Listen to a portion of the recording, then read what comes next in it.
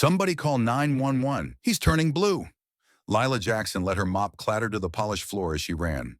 The executive boardroom of Hale Global, 32nd floor, marble and glass and money, froze around her. Just moments before, Dominic Hale had owned the room. Billionaire, CEO, Chicago's golden boy. He'd been at the head of the long mahogany table, voice calm and commanding, while quarterly numbers glowed on a screen behind him. 7 men in tailored suits watched him like he was gravity itself. Then mid-sentence, he'd faltered. His hand flew to his chest. His breath caught. His eyes went wide with a kind of surprise that didn't match the confidence on the slides behind him. He lurched once, twice, and dropped. For a heartbeat, nobody moved. Nobody even breathed. Someone near the middle of the table gave a shaky chuckle. "He's joking, right?" Another voice, sharp and thin, hissed. "Oh God, call security." Dominic's body twitched once more and then went terribly still. His lips were already slipping from pink to a frightening shade of dusky gray. The men in $1,000 suits stared. Lila did not. She shoved the boardroom door all the way open with her shoulder and pushed into the wall of expensive cologne and ego. "She can't be in here," one man barked without even looking at her uniform. "Janitorial doesn't belong on this floor," another snapped. "Get her out." "I know CPR," Lila shouted, her voice cracking. Nobody answered her. The air was thick with panic and denial. Dominic Hale lay on his side, one hand limp over his chest, eyes half open but empty. His chest didn't rise. His lips were edging toward blue-black now. Lila dropped to her knees beside him. "Sir, can you hear me?" she whispered, though she already knew the answer. Her fingers found the side of his neck. Nothing. No pulse she could feel. No flutter of life. The room faded. For a second, she wasn't on gleaming hardwood under recessed lighting. She was back at the Southside Rec Center, sitting in a metal folding chair, listening to an overworked nurse walk them through CPR for a $50 grocery voucher. If they're not breathing, you are their lungs. If their heart stops, your hands become their heart. She tilted Dom's head back, pinched his nose, took a breath, and leaned in. "Is she kissing him?" A voice shouted behind her, high with disgust. "She's disgusting," another sneered. "Get her off him. Don't let her touch him like that." A white-hot bolt of pain shot across Lila's back. Something, an umbrella, a cane, she couldn't tell, had cracked between her shoulder blades. She flinched but sealed her mouth over Dominic's anyway. One breath. Two. Her lungs burned. Her eyes stung. She tasted coffee and copper and fear. She pulled back, laced her fingers together, and planted the heel of her hands in the center of his chest. 1, 2, 3, 4. "Get away from him," someone snarled above her. A shoe scraped. Oh, another blow landed on her shoulder. The world narrowed to the feel of his ribs under her palms. "You filthy girl," a voice hissed so close she could feel the spit. "Keep your hands off him." 5, 6, 7, 8. The boardroom erupted into chaos. Chairs scraped. Phones came out, not to call for help, but to record. A senior executive shouted something about liability. Somebody finally dialed 911, but their voice shook as they spoke. Lila tuned all of it out. Her arms ached. Her back throbbed where she'd been struck. Sweat trickled down her spine under her cheap gray polo. "Come on," she muttered through clenched teeth. "Don't you dare die on me." 25, 26, 27. A hand clamped onto her shoulder and tried to wrench her backward. She shoved it off with a grunt and went back to compressions. Then she dropped down again for breaths, blocking out the insults, the gasps, the camera lenses. She didn't know this man. She knew only that if she stopped, he would die. On the next cycle, Dominic's body jerked under her hands. His chest hitched. He coughed, a harsh, tearing sound, and sucked in air like someone who'd been kept underwater for too long. His eyelids fluttered wildly. The boardroom erupted in a different kind of noise. "Mr. Hale? Dominic, stay with us." Sir, can you hear me?" Now they rushed to him, crowding, calling his name, blocking Lila from even seeing his face. She sat back on her heels, hands shaking, muscles screaming. The spot on her back where she'd been hit pulsed hot and deep. But he was breathing. She'd done that. The double doors slammed open. Paramedics poured in, crisp uniforms and hard cases, and practiced urgency. "Who started CPR?" one of them barked, scanning the room. "I did," Lila managed, voice barely visible in the noise. She rose unsteadily, expecting she didn't even know what. A nod. A good job. Something. Before the paramedic could respond, a tall man with carefully combed silver hair stepped between them. His badge read, Harold Benton, CFO. "What's your name?" he demanded, eyes narrowed like she'd tracked mud onto his carpet. "Lila Jackson," she said, forcing herself to stand straighter. "Night janitorial. I... You put your mouth on Mr. Hale?" He cut in, saying it like she'd spit on the man instead of saving him. "He wasn't breathing," she said quietly. I'll be reviewing the security footage myself," Harold snapped. "You are to leave the premises immediately and not return until contacted. Is that clear?" The paramedic glanced between them, confusion knitting his brow, but he was pulled back to the stretcher as his team lifted Dominic from the floor. Lila looked around the room at the men in suits she'd just spared from watching their boss die. Their watches gleamed. Their cufflinks flashed. Not one of them met her eyes. Not a single thank you. Her throat clenched. She stooped, grabbed the handle of her mop bucket with shaking fingers, and rolled it toward the door. Each step away from the boardroom felt heavier. Her heartbeat was loud in her ears as she took the service elevator, the one staff were supposed to use so they didn't clutter the real lobby. The elevator rattled down past the gleaming floors she never touched, past reception where no one would know what had happened upstairs. By the time she made it to the bus stop, the adrenaline had burned off, leaving something else behind. Hollow. On the crowded bus heading south, people swayed and scrolled and yawned, oblivious. Lila stared out the smeared window as the bright glass towers thinned into brick and metal and tired storefronts. City lights streaked into blurs of orange and white. Her uniform still smelled like industrial cleaner and someone else's cologne. Her muscles hummed with fatigue. Her back screamed with every bump. Home, such as it was a cramped second-floor apartment over a shuttered nail salon. The hallway reeked of old smoke and boiled cabbage. The radiator rattled like it was allergic to heat. "Mama!" A small figure barreled toward her the moment she opened the door. 7-year-old Amari hurled herself into Lila's arms, barefoot, clutching a one-eyed stuffed rabbit. "You're late," she said, her little face crumpling in worry. "You okay?" "I'm fine, baby." Lila lied smoothly, the way poor parents learn to. "Just a crazy night at work." In the living room, her mother, Ruth, lowered the volume on the tiny TV. The older woman's hands were knotted with arthritis, but her eyes were sharp. "You look like you wrestled a train," Ruth muttered, taking in the way Lila held her side. "What happened?" "Nothing." Lila forced a smile. "Rich folks panicking over spilled coffee, that's all." She cooked dinner, boxed mac and cheese, frozen peas, the last of the cornbread from 2 nights ago. Amari chattered about school and a spelling bee. Ruth complained about the city council cutting bus routes again. Lila nodded and hummed in the right places, but she moved like someone wading through water. Later, when Amari was tucked into bed and Ruth had fallen asleep in her chair, Lila finally peeled off her shirt in the bathroom and looked over her shoulder in the mirror.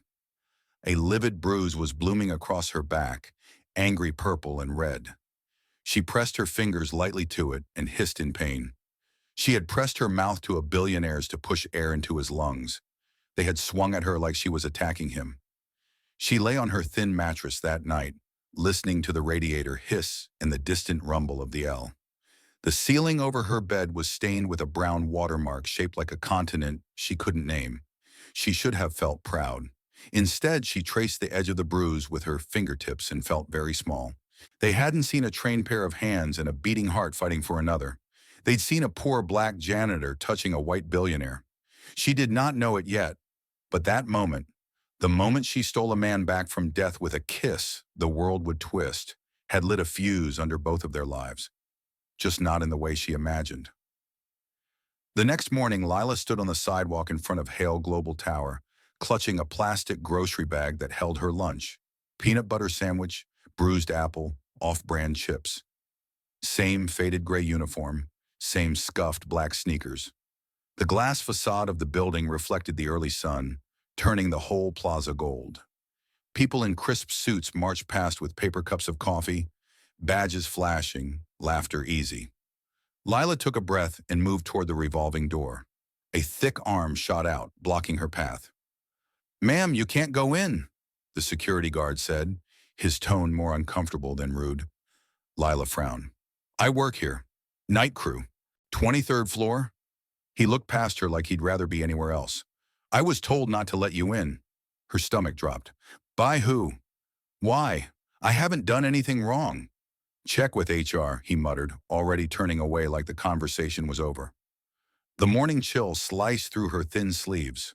For a second, she just stood there, watching other employees glide past as if she'd become invisible in front of the doors she'd cleaned every night for 3 months.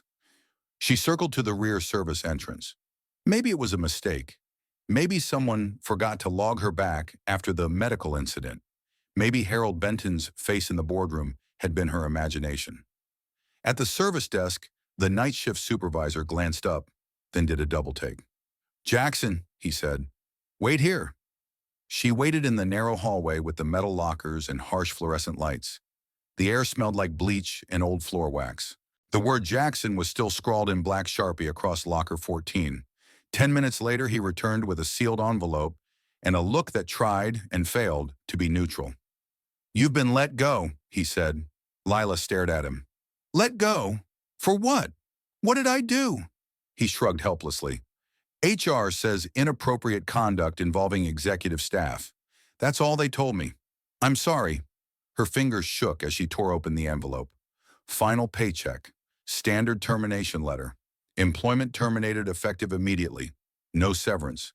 No explanation beyond that vague, poisonous phrase. Inappropriate conduct. The words burned hotter than the bruise on her back. She walked out of the service corridor and into the cold, her badge already deactivated, the door swinging shut behind her with a soft, final thunk.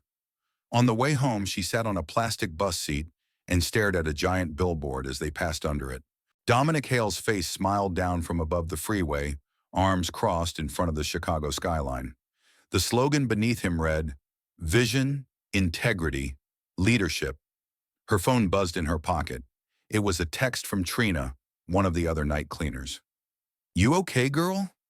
Before Lila could respond, another notification popped up. A screenshot, grainy and dark. The boardroom security feed, frozen on an image of her bent over Dominic's body, their mouths inches apart. "Did y'all see this?" Someone had typed in the crew group chat. "Janitor girl was all over Mr. Hale while he was out cold." "Nasty," another wrote. "That's assault, right?" Lila's hands went numb. They had taken the seconds that saved his life and turned them into something filthy. By the time she reached her stop, her name had already become a rumor. At the corner laundromat, a girl folding shirts looked up and whispered, "Aren't you that lady from the tower? The one who tried to save a man and got fired for it?" Lila finished for her, her voice flat. The girl's cheeks flushed. "People are saying you did more than that." Lila didn't ask what she meant. By evening, a blurry still from the security camera had made its way onto a gossip blog. They called her the janitor who couldn't keep her hands to herself. By midnight, someone had found her Facebook and screenshot old photos. A comment under one of them read, "Gold digger janitor assaults billionaire. Imagine thinking CPR is an excuse." She deleted the app, tossed the phone onto the mattress, and stared at the ceiling. Inappropriate, assault, filthy. None of those words had been in the CPR manual. She had given a billionaire the breath he needed to live. And now, in a world where rich men's reputations were worth more than black women's lives, it was her existence being suffocated. Lila rolled onto her side, listening to the radiator wheeze and the distant trains groan across the tracks. And for the first time since her chest had pressed over Dominic Hale's, she let herself cry. She thought saving a life would mean something. Instead, it had painted a target on hers. What she didn't know, as she finally fell into a restless sleep, was that 39 floors above the city, in a penthouse wrapped in glass and silence, a man bolted upright in his California king bed, clawing at his chest, gasping for air he didn't remember losing. And in his dreams, a voice he couldn't place kept saying the same words over and over, Come on, breathe. Don't you dare die on me. Dominic Hale woke up clawing at the air. For a few terrifying seconds, he wasn't in his penthouse. He was in a dark, soundless void, lungs on fire, chest locked tight, arms flailing in nothingness. Then the voice came again. Come on, breathe. Don't you dare die on me. A woman's voice, low, shaking, fierce. He jerked upright in bed, sucking in air like it might vanish. The room around him slowly came into focus. The floor-to-ceiling windows, the skyline bleeding pale gold into the early morning, the discreet hum of an $8,000 air purifier. His sheets were twisted, his chest pounded. He pressed a hand to his sternum where the doctors said his heart had stuttered and stopped 2 mornings ago. Cardiac arrest at 39. The headlines had said it with glee. Billionaire CEO cheats death. Miracle survival. What none of them mentioned was what came after. The dreaming. The voice. Come back. Breathe. Stay with me. He could still feel hands on his ribs. Pressure. Determination. Panic. He could feel the burn of air forced into his lungs. The distant roar of shouting. But whenever he tried to pull up the face connected to the voice, his mind gave him nothing but blur. He swung his legs over the side of the bed and stood, bare feet silent on the cold Italian marble. In the kitchen, the coffee machine was already dripping. His assistant had set the timer before leaving last night. He poured a cup and walked to the glass wall that looked over the city. Chicago was waking up. Yellow cabs, delivery bikes, people hurrying into buildings that looked just like his, each one powered by people he never saw. Someone had kept his heart beating when his own body had quit. The doctors at St. Miriam's had told him that much. If CPR hadn't started within those first minutes, Mr. Hale, we'd be having a very different conversation. Who? He'd asked. They'd exchanged glances, then shrugged. The incident report says a staff member initiated compressions, one had said. HR is handling the details. HR is handling it. That phrase had bothered him more than the scar on his wrist from the IV. He opened his tablet and scanned his inbox, looking for anything. An email, an incident summary, a report. All he found was corporate speak. The board is relieved at your recovery. We've addressed the situation internally. The matter has been contained. Contained. Like he was a leak. He opened the internal portal and searched boardroom medical incident. Nothing. No name. No mention. Just a note that appropriate protocols were followed. Dominic's jaw tightened. He'd built Hale Global on control. Clean lines, clean deals, no surprises. But here he was, alive because someone had pressed their mouth to his and hands into his chest, and his own company was treating it like a spill on the carpet. He picked up his phone. Logan, he said when the head of security answered, I want the footage from the executive boardroom. The morning I collapsed, all angles. A beat of startled silence. Sir, legal and HR already reviewed. I don't care who's already seen it, Dominic cut in, impatience sharpening his voice. It's my body on that floor. I want the video in my inbox within the hour. Yes, Mr. Hale. He hung up and stared back out at the skyline, the coffee in his hand growing cold. In his dreams, the voice kept coming back. Not polished, not practiced. A little south side in the vowels. Afraid, but not for herself. Come on, don't you dare die on me. Whoever she was, she sounded like the first honest thing he'd heard in that room in years. 43 minutes later, the file landed in his inbox. He sank onto a stool at the kitchen island, thumb hovering for a second before he pressed play. There he was, tiny on the screen but unmistakable. Dark suit, pale tie, laser pointer in hand. You can see, gentlemen, the Q3 returns. He watched his own hand go to his chest, saw his mouth move with words he couldn't remember, saw his body buckle like a marionette whose strings had been cut. He watched himself hit the floor. He watched the men around him freeze. Some stood, some shouted. None actually got closer than a few feet. Then the boardroom doors opened again. A woman pushed a yellow mop bucket into frame, gray uniform, dark skin, hair pulled back beneath a simple headscarf. It took Dominic a second to reconcile the image with what he expected. She looked confused. Then she saw him. The mop slipped from her hand. She ran. He leaned forward, watching her fall to her knees, fingers at his neck, the decisiveness in her movements belying the cheapness of her clothes. He watched himself being tilted back, airway open, her pinching his nose, the first breath, the second, the compressions, her arms straight, shoulders stacked, counting out loud though the footage had no sound. He watched the executives around the table recoil as if she were contagious. He watched Harold Benton, silver hair, impeccable suit, grab at her shoulder yelling, face twisted in outrage. He could see her flinch when something struck her back, yet she didn't stop.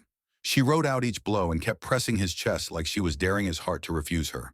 When his body jerked and his chest rose on its own, Dominic felt his own lungs tighten in the present. He saw the paramedics arrive, saw them swarm him, saw one of them look up and ask a question, saw her answer with a small, exhausted tilt of her head, saw Harold step between them, mouth a hard, thin line, saw her eyes sweep the room one last time, searching for something he couldn't name, then dropped to the floor as she picked up the mop handle and rolled the bucket out with shaking arms. Dominic pressed pause.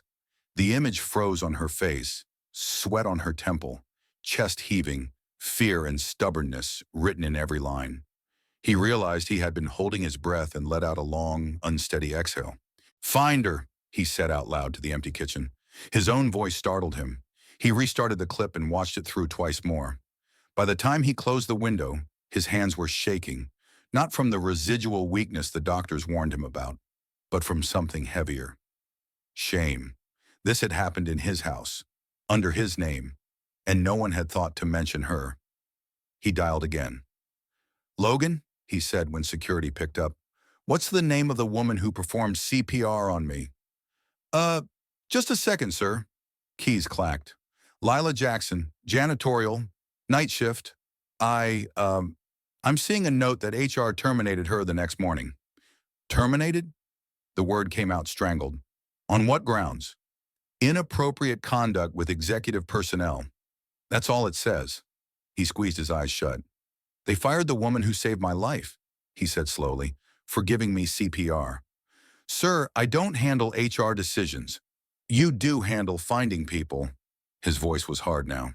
"I want her file. I want her address. I want to know exactly what happened to her after she walked out of my building. And I want it all on my desk before noon." "Yes, sir." He hung up and for a long moment just sat there, staring at his reflection in the dark screen of his tablet. He looked like a man who'd never missed a meal, never ridden a bus, never been struck for doing the right thing. The image of Lila on her knees beside him wouldn't leave. He had died briefly, and the only person in that room who'd fought for him was the one his company discarded first. Down on the south side, Lila didn't know any of this. She knew only that by day 3, every help wanted sign she saw might as well have said, "Not you." Her mornings were a ritual of circles and crosses, red pen on the classifieds page. Her afternoons were a parade of small humiliations. "We're fully staffed right now. We'll keep your resume on file. I'm sorry, there's been an incident at your previous employer. We'd rather not invite that kind of attention." She didn't have to ask how they knew. The internet had done what it did best. A still frame of her giving breast to an unconscious man had made it onto an entertainment site with a slimy caption. "Janitor crosses the line with unconscious billionaire." The comments were worse. That night she sat at the chip kitchen table, the final notice for their light bill tucked under the salt shaker. Ruth read the paper aloud, clucking her tongue at council votes and crime statistics. "Did you eat today?" her mother asked suddenly. "Yeah," Lila lied. "Had something at the bus stop." Amari patted in, rubbing her eyes. "Mama, are you going back to work?" "Not tonight, baby," Lila said softly. "Mama's taking a little time." "Grandma says people were mean to you." Amari's little brow furrowed.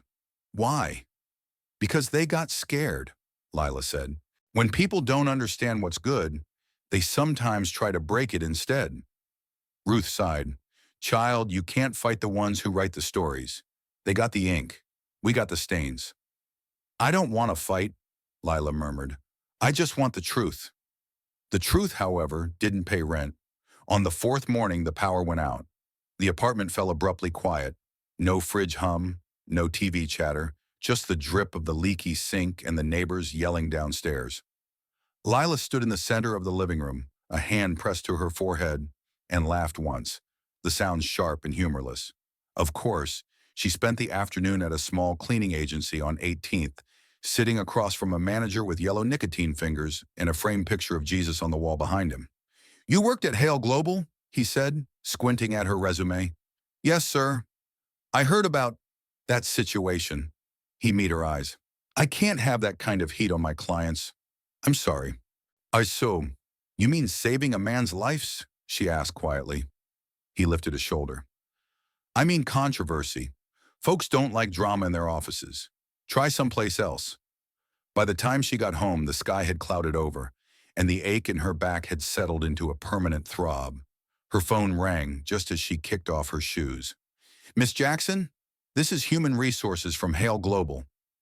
Hope flared before she could stop it. "Does that mean we've concluded our internal review of your behavior during the incident?" the woman said, crisp and detached. "Our determination stands. Your termination for inappropriate conduct is final. We will not be pursuing charges at this time, but we advise you not to return to our premises." "Inappropriate conduct?" The words scraped down Lila's throat. "He was dying. The footage speaks for itself, Miss Jackson. You'll receive your final pay by mail." The line clicked dead. Lila sat on the edge of her mattress, phone in hand, staring at the cracked paint on the opposite wall. Through the thin plaster, she could hear a baby crying 2 doors down. Someone laughed bitterly in the hallway. A siren wailed far away. "What am I supposed to do now?" she whispered to no one in particular. "What am I supposed to tell my kid? That I lost my job for saving a man's life?" Thunder rolled over the city like an answer she didn't want. Rain started soon after, tapping on the window pane, drumming on the rusted fire escape. Across town, in a penthouse lined with things Lila would never be able to afford to touch, Dominic sat in a dark living room, the frozen image of Lila bent over his body still open on his laptop. He had watched it a dozen times now. Harold's hand yanking her shoulder, her flinch, the way she protected his chest even as they dragged her away.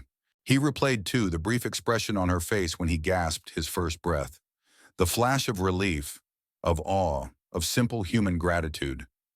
No one else in the room had looked at him that way. His executives had seen a problem. She had seen a person. "Find her," he'd told Logan. By the next morning, he had her file. Name, Lila Monique Jackson. Age, 30. South Side address, single mother. One child, Amari. Tenant's ledger showing 3 months of partial payments. A note from the property manager. Likely eviction within 60 days. He stared at the lines on the page until they blurred. "Sir?" Logan's voice crackled through the speakerphone. "There's more. The cleaning agency she worked for before we hired her blacklisted her. Word is she's trouble after the incident. Internet rumors are ugly." "How ugly?" Dominic asked. "Blogs calling her a gold digger. Some comments saying she took advantage of you while you were out. Racial slurs. The usual cesspool." Dominic stood up so fast his chair scraped the floor. "She saved my life," he said, each word measured. "And my name is on every headline that's ruining hers." He grabbed his keys. "I'll call a driver," Logan began. "No," Dominic cut him off. "I'll go myself." He hadn't driven his own car in years. That morning, he slipped behind the wheel of his black sedan and headed south, watching the city morph from steel and glass to worn brick and boarded windows. Potholes rattled the chassis. Corner stores leaned under faded awnings. Kids played in cracked lots with dented basketball hoops. He found her building, a squat brown structure with a leaning porch and peeling paint. The buzzer at the front door didn't work. He climbed the stairs, heart thumping for reasons that had nothing to do with his recent arrest. He knocked. Footsteps pattered on the other side before the door creaked open just a sliver. A small brown face peered out, eyes widening. "You're the man from the billboard," Amari whispered. Dominic blinked. He hadn't thought about that. The ubiquity of his own image. "I'm looking for Lila," he said gently. "Does she live here?" Amari's chin wobbled. "She's sick," she said in a tiny voice. "She won't wake up. I gave her soup. I gave her water. She keeps saying she's tired." A cold hand closed around Dominic's spine. How long has she been like that? He asked. Since they said she can't go back, Amari murmured. She just stopped getting up. He pushed the door open carefully. The apartment was dim, lit only by the weak gray light filtering through dirty blinds. The air smelled of damp clothes and something sour underneath. Ruth sat in an armchair by the window, a blanket over her knees. She looked up slowly, recognition and resentment warring in her gaze. You, she said. Not Mr. Hale. Not sir. Just you. On a thin mattress in the corner, wrapped in two threadbare blankets, lay Lila. Her skin had a waxy sheen. Her cheeks were hollower than they'd been in the footage. Sweat beaded her forehead. Her breathing was shallow, too fast. Dominic knelt beside her. Lila, he said quietly. It's Dominic. Dominic Hale. Can you hear me? No response. He touched her hand. It was too hot. Call an ambulance, he snapped, turning to Ruth. Now. We can't afford. I'll pay, he said sharply. Just call. Amari hovered in the doorway, clutching her rabbit, face pale. What's wrong with my mom? She whispered. She's very tired, Dominic said, forcing his voice steady.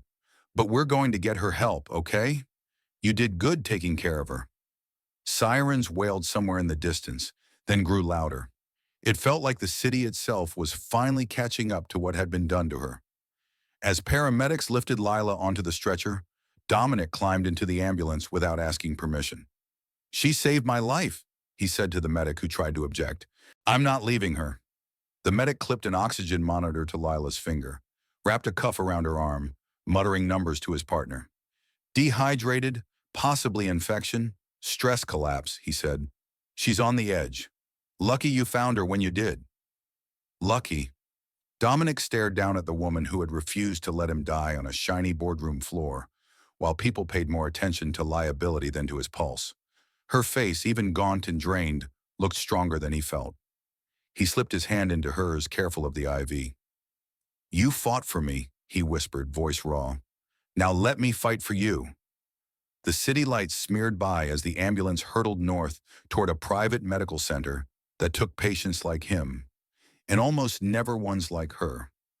By the time they burst through the emergency doors, Dominic's guilt had settled into something harder, a vow. Whatever happened next, he would not let the story end with her on this stretcher. Not when his first real breath in that boardroom had been taken from her. Lila woke to the hiss of oxygen and the soft beep of a monitor. For a few disorienting seconds, she didn't know where she was. The ceiling above her was white and uncracked. The sheets under her were clean and smelled like detergent, not dust. Light filtered through blinds that actually worked. Her chest hurt in a distant, tired way. Her mouth was dry. Her brain felt wrapped in cotton. Then she heard it, a low, unfamiliar murmur. You're in Northside Medical, a nurse said gently as Lila tried to move. Don't panic. You're safe. You've been here since yesterday. Yesterday? Lila's voice came out as a scrape. My daughter. She's here, the nurse said, nodding toward the corner. Amari sat curled in an armchair, wrapped in a hospital blanket, clutching her rabbit. Her chin rested on her chest, mouth open in sleep. On the other side of the bed, Ruth sat ramrod straight, eyes red but fierce. Between them, in one of the visitor chairs, sat Dominic. He looked smaller than he did on billboards, less invincible. His tie was loosened, his shirt sleeves rolled up, eyes shadowed like he hadn't slept. When she stirred, he stood. Lila, he said, and this time her name in his mouth didn't sound like an accusation. It sounded like a question, a plea. Why, she swallowed, throat burning. Why are you here? Because I finally watched the footage, he said. All of it. A flash of memory returned. Boardroom lights, his heavy body under her hands, the sting in her back, Harold's voice spitting inappropriate. Tears pricked the corners of her eyes before she could stop them. They fired me, she whispered. They called it misconduct. Said I took advantage of you. I know, he said quietly. And I let them. I let people in my name destroy you while I was lying in a hospital bed feeling grateful to be alive. He took a careful step closer. That ends now. She wanted to laugh, but her body was too tired. Words are easy in a suit, she said hoarsely. Harder when I'm the one with no job and a kid who needs dinner. I'm not here with speeches, he said. I'm here with receipts. From his jacket pocket, he pulled a folded stack of papers. His hand shook just enough for her to see it. This is a notarized statement from me, he said, placing it on the bedside tray. For the record, for the courts, for anyone who thinks words like inappropriate apply to what you did. It states clearly that your actions were medically appropriate, that you saved my life, that you were assaulted in the process, and that any claim to the contrary is a lie. Lila stared at the papers, but didn't reach for them. There's more, he said. I've already instructed legal to erase the termination from your HR file. Internally, you never did anything wrong. Externally, he sighed. Externally, we have a lot of work to do. And why should I believe, she rasped, that this isn't just you trying to clean up your PR mess? He didn't flinch. You shouldn't, he said simply. Not yet. He glanced at Amari, still sleeping, at Ruth glaring at him like she could set him on fire by will alone. But I can show you, he continued. Your mother and daughter are being moved into company-owned housing today. Safe, renovated, close to Amari's school, no rent, no utilities, for as long as you need. Lila's eyes flew to Ruth. That why you're sitting here? She asked weakly. Because he dragged you to one of his fancy buildings? Ruth sniffed. Nurse said I needed observation anyway. They took one look at my blood pressure and said, You staying? Dominic's mouth twitched. I've arranged a full medical workup for your mother, he said, on my account, and a therapist for Amari. No child should have to carry what she's been carrying. Lila's throat worked. Why? She asked. Why do you care now? He took a slow breath. Because when I was dying on that boardroom floor, I didn't feel like a CEO, he said. I just felt like a man who was scared and suddenly very aware of everything he hadn't done. And the only person willing to get close to me was you. You were the only one who saw a human being instead of a liability. He stepped closer, his voice roughening. I survived because you refused to let me stay invisible in my own crisis. And then I let the system make you invisible for it. That's on me. Silence sat heavy between them. You can keep your statements, Ruth said suddenly, her voice sharp. You make it right by making sure nobody ever does this to my child again. Dominic nodded once. That's the plan, he said softly. Over the next 48 hours, the hospital became a strange kind of limbo. Tests, IVs, warm meals Lila didn't quite trust but ate anyway, because Ruth watched her like a hawk. Nurses in soft shoes. A social worker who looked surprised when Lila said the man sleeping in the visitor chair was the same Dominic Hale whose face was on magazines. He didn't leave. When he wasn't in her room, he was pacing the hallway on calls. Lila heard snippets. No, Harold is suspended effective immediately. I don't care if he's been with the company 20 years, he lied to my face. Draft the press release. No spin. We own what we did, not hide it. She didn't know how much of it was real and how much was billionaire damage control. All she knew was that each day she felt less like a body in a bed and more like someone with decisions to make. On the third morning, she woke to find the blinds half open, sunlight slicing the room into soft stripes. Amari lay half on her chest, rabbit wedged between them. Ruth snored softly in the corner. On the couch, Dominic sat with his laptop open, face lit by the screen, reading something intently. You know that's creepy, right? She croaked. He looked up startled, then actually smiled. It made him look younger. Good morning, he said. How's your breathing? Less like trash, she admitted. Doctor came by? He did, Dominic said. Your labs are improving. Dehydration, stress, borderline pneumonia. They said if you'd waited another day, we'd be having a very different conversation. Different conversation, she muttered. Almost like someone's been saying that since the night Her voice broke. He closed the laptop.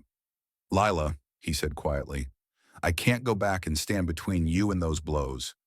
I can't snatch the word inappropriate back out of their mouths, but I can make sure your life from here on out isn't defined by their cowardice.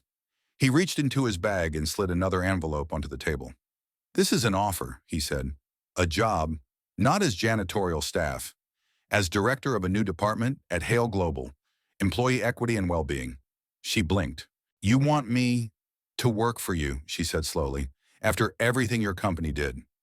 I don't want you to work for me, he corrected. I want you to work with me, to build something I should have built years ago. A system that makes sure that no one doing the unseen work in that building goes unseen again. She stared at him. I finished high school, she said. Did a semester of nursing before money ran out. I don't have degrees or letters after my name. The only department I've ever run was a cleaning crew.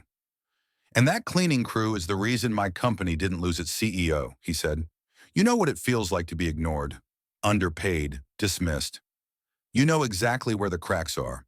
You're the only one I trust to tell me where we're bleeding. He sat back. Take time, he added. I'm not asking for an answer now. Your first job is to get better. After that, if you say yes, the floor is yours. Much later, when the IVs were removed and she could shuffle down the hallway without a nurse at her elbow, Lila stood at the window of her hospital room and watched snowflakes drift over the city. Behind her, Amari was drawing. You're brave, Mama, the crayon letters declared on a crooked little banner. Maybe. She looked down at the offer letter again. Salary that made her eyes widen, benefits, childcare support, relocation. It felt like a trap and a lifeline in one. That night, when they moved into the new apartment, a modest but spotless two-bedroom in a brick building with a functioning elevator in a courtyard, Ruth wheeled herself slowly through the space, eyes narrowed. I ain't never met a landlord this generous who didn't want something back, she muttered. He's not a landlord, Lila said, setting a bag of groceries on the counter where a welcome basket already sat. Fresh bread, eggs, fruit. And he says he doesn't want anything. Men with money always want something, Ruth said. Only question is whether they want your silence, your soul, or your story. Lila ran her hand over the back of the new couch. The cushions didn't sag. On the counter, propped beside a small vase of daisies, was a note. You deserve to breathe. D.H. She folded it and slipped it into her pocket. That evening, after Amari had chosen dinosaur sheets for her new bed and fallen asleep in a pile of stuffed animals, Lila stepped out onto the small balcony. The city spread out in front of her like a different world than the one she was used to. Still loud, still flawed, but a little less hostile from the third floor. Her phone buzzed. A text from an unknown number. This is Dominic. Tomorrow, if you're up for it, I'd like to show you something. No pressure, just a space. Attached was a photo of a sunlit office floor. Empty, bright, wide windows overlooking the river. She stared at it for a long time, thumb hovering. Then she typed back, I'll come. No promises. His reply came quickly. That's more than I deserve. The next morning, as she rode the elevator up in the Hale Global Executive Annex, a building far less intimidating than the main tower, Lila caught her reflection in the mirrored wall. Same face, same curls, different eyes. She stepped out into an open space washed with natural light. No cubicles yet, no nameplates. Dominic stood by the far window, hands in his pockets, no tie for once. I almost turned around twice, she said by way of greeting. I almost canceled, he answered. Didn't want you to feel pressured. Guess we both ignored our instincts. He gestured around them. This floor is available, he said. If you say yes, it becomes the hub for whatever you build. Counseling rooms, a proper break lounge, child visit spots, quiet spaces, whatever you think our people need. Our people. The phrase sat strangely in her ears. You keep saying that like I belong here, she said. You do, he said simply. She walked toward the windows, fingertips brushing the cool glass. I've never had an office, she admitted. Just keys to mop closets. I don't know how to build departments. You built my second chance, he said. You can figure out furniture. She shot him a look despite herself. I'm not a symbol, Dominic, she said. I'm not your redemption story. I'm a woman who almost died in that apartment because your company decided my life was expendable. I know, he said quietly, and I'm not asking you to clean up my conscience. I'm asking you to help me tear down a culture I let rot because it served me. He walked to a table and opened a large sketch pad, setting out pens and markers like he was laying tools at a mechanic's feet. Start with this, he said. If you could redesign how people in this company are treated, especially the ones no one ever sees, what would you put in place? The question hit her harder than any apology. Slowly, she approached the table and picked up a marker. Daycare vouchers, she said. Real ones, not discount codes. She drew a box, wrote child care in it, circled it. Transportation stipends for night crew. She continued, sketching more boxes. Emergency funds for people who get behind on rent. A guaranteed process where if someone is harassed or assaulted by management, they have somewhere to go that isn't the same office that signed their termination letter. She kept going. Dom kept listening. By the time she looked up, there were pages filled with arrows and words. Respect, safety, exit ramps, listening hours. Her heart was beating fast, not with fear, but with something she hadn't felt in a long time. Momentum. So, he said quietly, does this mean yes? She exhaled slowly. It means I'll try, she said. Not for you. For the people who still push those mop buckets past closed doors. For the ones who will never sit at your boardroom table but deserve just as much air. His smile was small but real. That's the best yes I've ever been given, he said. He slid a small velvet box across the table. She stiffened. If that's jewelry, I'm walking, she warned. He held up his hands. Relax. It's not that kind of man with money move. Inside the box was a slim brass plaque. Lila Jackson, Director, Employee Equity and Well-Being, beneath the title, in smaller letters. The Heart of Hale Global. She traced the letters with one finger. This isn't about me, she said. I know, he answered. It's about the people who never got a plaque. But someone's name has to go on the door. Better it be yours than another herald. She closed the box carefully. I'll take the office, she said, on one condition. Name it. Humar, when this gets hard, and it will, I don't want you disappearing behind PR statements and legal memos. You don't get to use me as a shield. You stand next to me. He nodded. Deal. For a while it worked. The first weeks were a blur of listening. She sat in break rooms and maintenance closets, cafeteria corners and security booths, talking with people who had never once been asked what they needed. Respect, a dishwasher named Ramon said simply, drying his hands on an apron. Not fake family talk, just respect. Someone to talk to when the supervisor makes comments, whispered a front desk receptionist. Without worrying, I'll lose my job. Carmen from payroll came to see her on a lunch break and ended up staying an hour, explaining inefficient systems and buried grievances. You ever want to know where the bodies are buried, Carmen said, half joking. Check the spreadsheets. Payroll sees everything. Lila made notes. She argued with legal. She pushed back on HR. She drafted policies and made sure they were written in language a janitor could understand. Not just a lawyer, but power doesn't get dismantled quietly. One night, Carmen showed up at her office, white-faced, clutching a USB.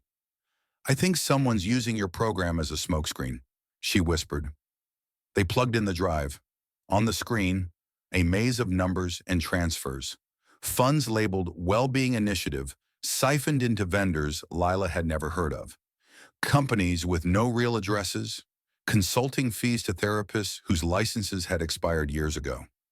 It looks like embezzlement, Carmen said, and whoever's doing it is routing it through old access channels tied to Benton's credentials.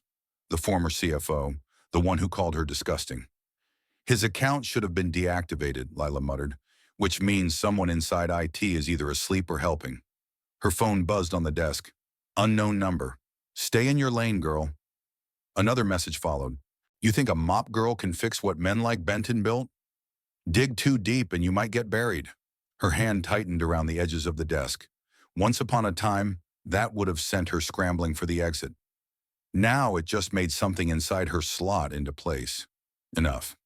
She took the USB, locked it in her drawer, and walked straight to Dominic's office.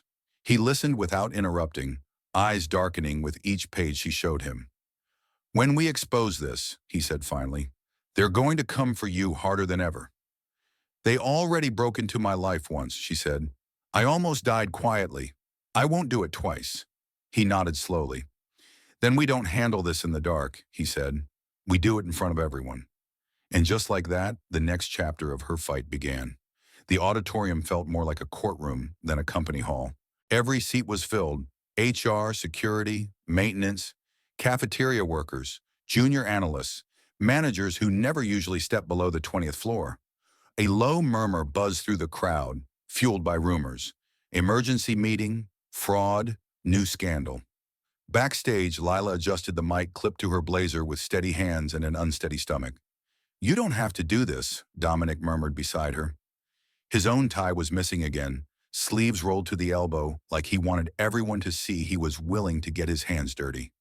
Yes, she said softly. I do.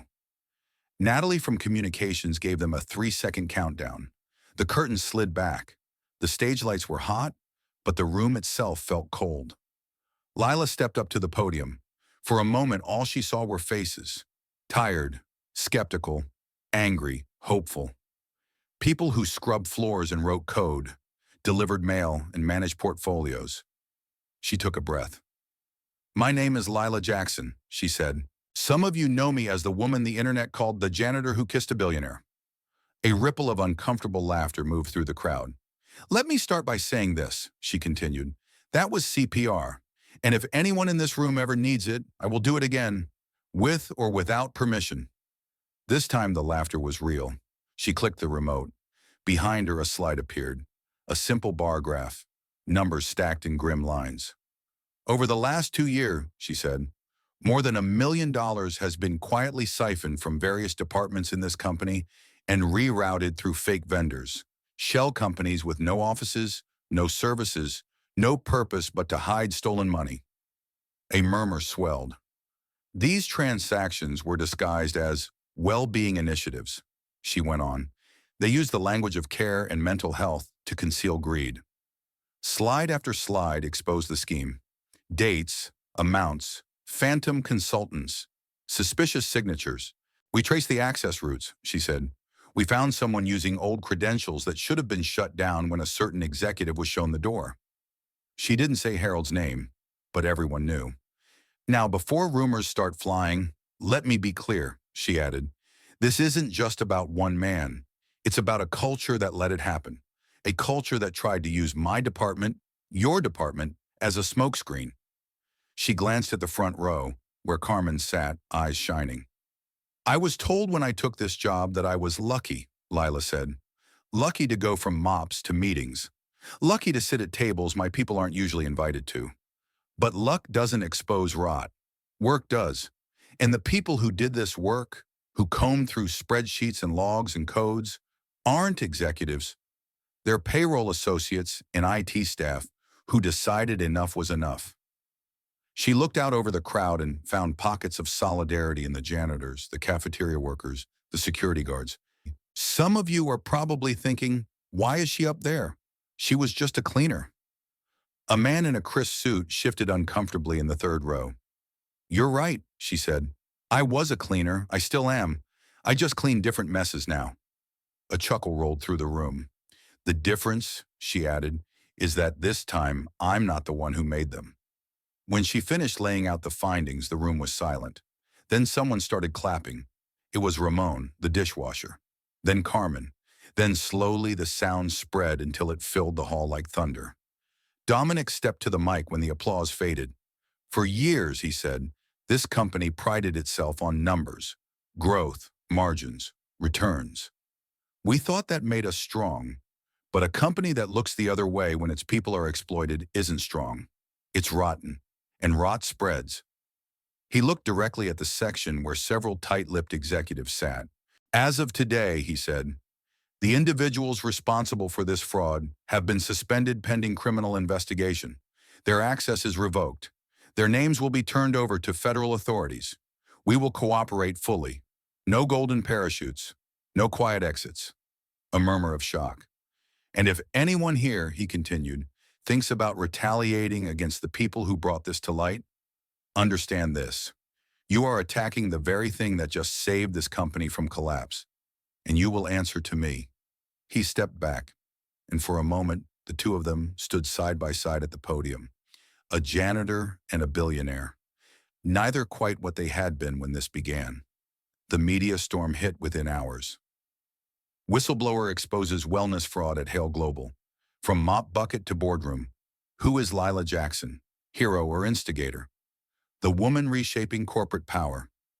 With attention came the uglier side. Anonymous messages, doctored photos. An ex-boyfriend named on a blog as a source, claiming she'd lied about everything from Amari's father to her work history. "They're going to dig into you," Ruth said at the kitchen table one night, watching the news crawl across the old TV. "They're going to try to turn your whole life into a weapon." "They already tried," Lila said, stirring sugar into her tea. "I'm still here." Dominic called when a particularly nasty expose dropped, full of innuendo and speculation. "We can sue," he said. "We can bury them." "They want to fight on their terms," Lila replied. "Legal letters, backroom settlements. I'm not playing that game. I've got a different one in mind." A week later, instead of holding a defensive press conference, she stood on the stage of Hale Global's newly funded community center on the South Side, in front of employees, neighbors, and a cluster of reporters. Behind her, a banner read, "The Jackson Fund for Working Parents' Dignity." Somewhere in the back, a camera from a local news channel had gone live. "I've made mistakes," she said into the mic. "I've been broke. I've been late on rent. I've stolen medicine from a pharmacy shelf when my mother was sick and I couldn't afford it. You can twist those stories if you want. Make them sound ugly." She paused, scanning the faces in front of her. "But every choice I've made," she said, "was about survival, about taking care of my family. And that's what this fund is about.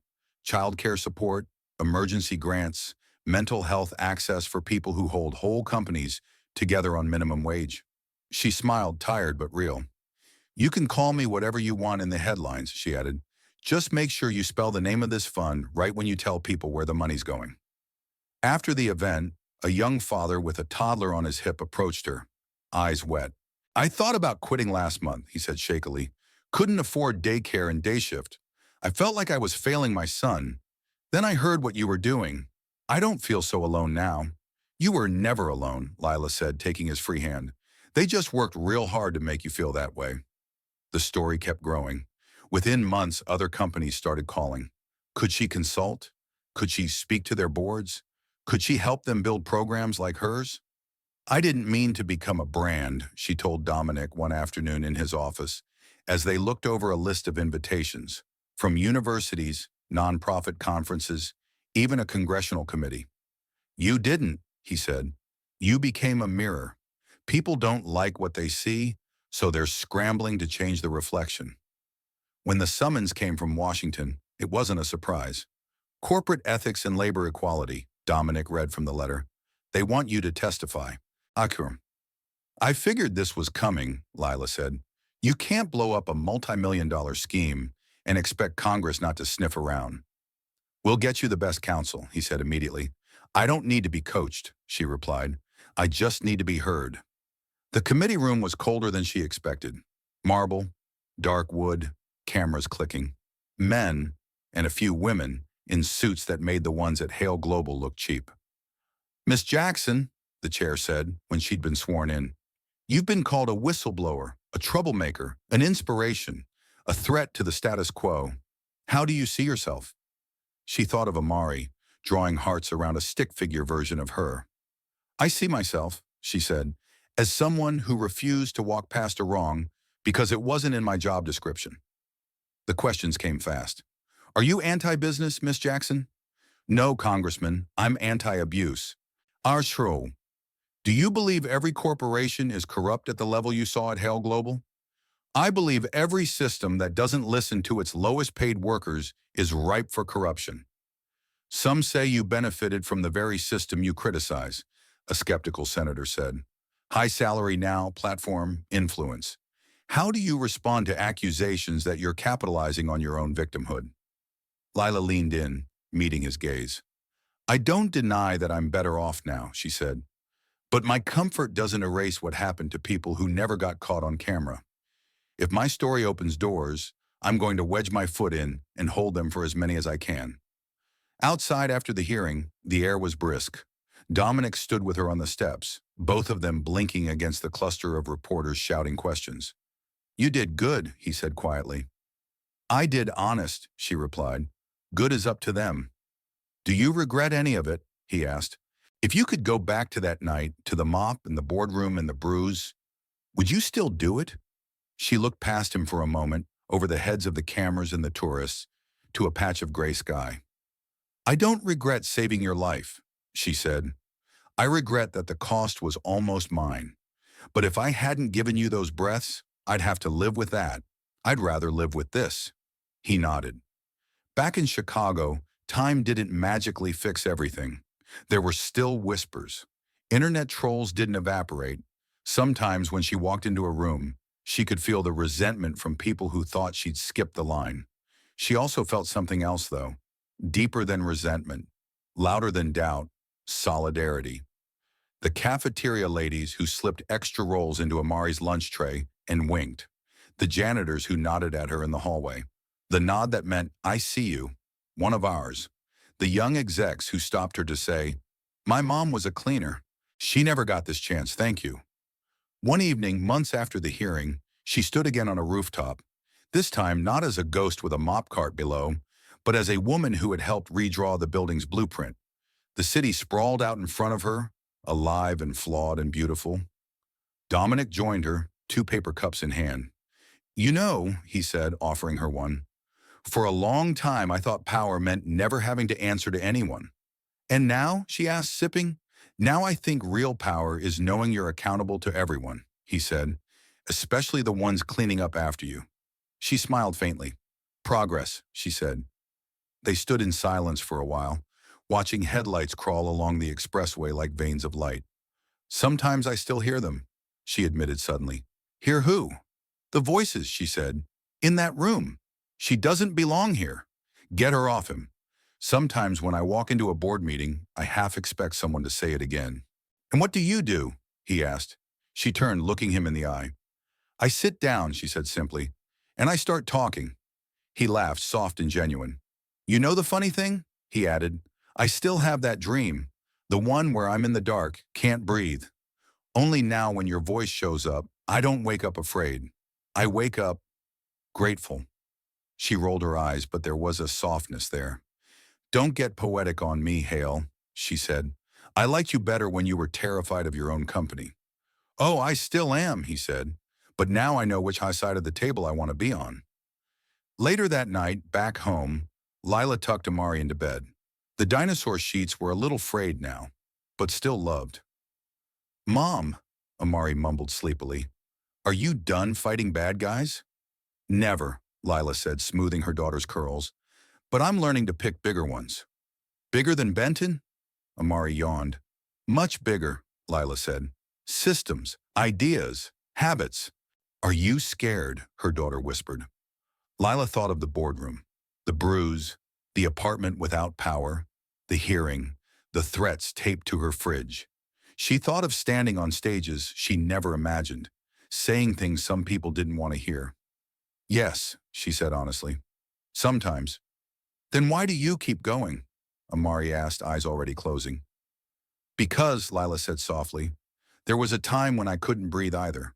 Not in my chest, in my life. And then I realized, if I can give air to someone else, maybe I can give a little to myself." Amari smiled in that half-dream way children have. "You kissed a billionaire," she murmured, amused. "And then everything changed." Lila laughed quietly. "That wasn't a kiss," she said. "That was a restart button." She turned off the lamp and stood in the doorway for a moment, listening to her daughter's breathing. Out in the world, people would keep arguing about her. Was she a hero or an opportunist? A janitor who got lucky or a whistleblower who blew up a system? The truth, as always, lives somewhere else. In the tension of a poor black woman who did what she'd been trained to do, save a life, and refused to let the cost of that courage be silence. Courage, she learned, wasn't the shout in the boardroom or the headline on a news site. It was the quiet decision to stand where you were told not to touch what you were told was forbidden, to speak when you were told to clean and disappear. It was kneeling on a polished floor with a bruised back and chapped hands saying, "Don't you dare die on me." And later, when the whole world watched, saying the same thing to justice itself, "Don't you dare die on us, not this time."